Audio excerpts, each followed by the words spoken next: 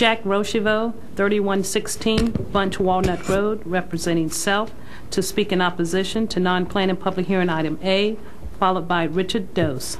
Good evening, sir. Good evening, Mr. Mayor, Council. Before I get into what I want to speak about this evening, my name is Jack Rochevot, 3116 Bunch Walnuts Road. And Mr. Arrington, Mr. Waters, I can say ditto. I don't have to sit here and go through all the renditions again. I have other things that I think the people might be interested in hearing.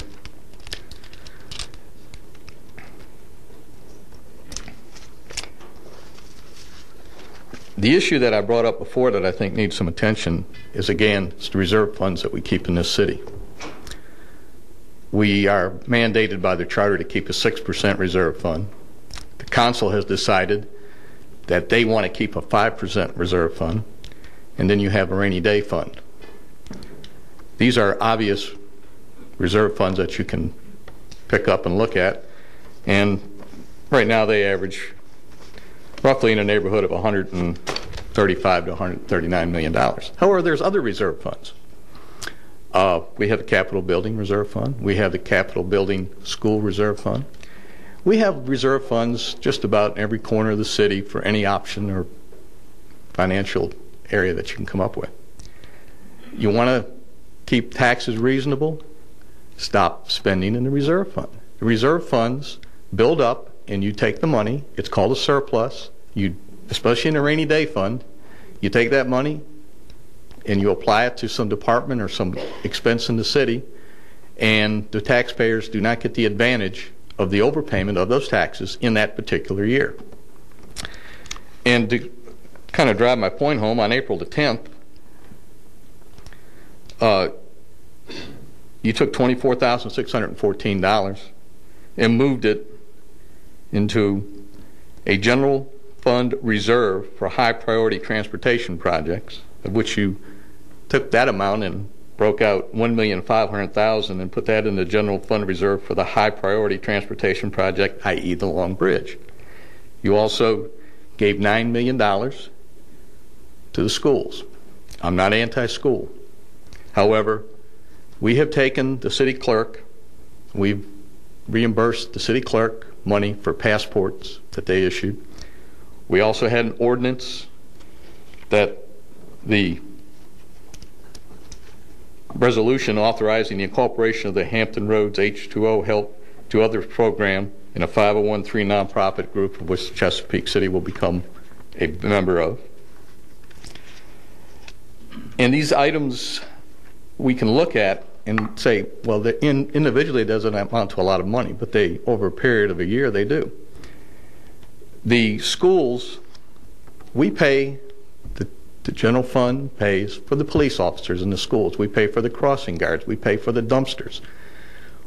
Why doesn't the school pay for these things out of their budget? Tighten up their budget. We just give them the money. There's no obligation for them to explain to us how they use the money. However, if we're providing services that come out of the taxes that we pay, we're paying double taxes. So therefore, I want to know why the city can't simply say, we want to get a contract between the city and the schools and say, pay us the money for the services we provide. There's some savings there that could be turned around and keep the tax rate low enough that most people would be happy to say, I'm a participant in the finances of the city of Chesapeake. I pay my fair share. Not I overpay my share and everybody seems to benefit from it, except the person paying the taxes. The other issue I'd like to bring up is when I gave my my little rendition on the council meeting before last, I explained to you all we're getting ready to vote on a bunch of appropriations. And after I sat down, a comment was made that I want the citizens, or more truthfully, I want the people to know that these taxes are not paid by the people of Chesapeake.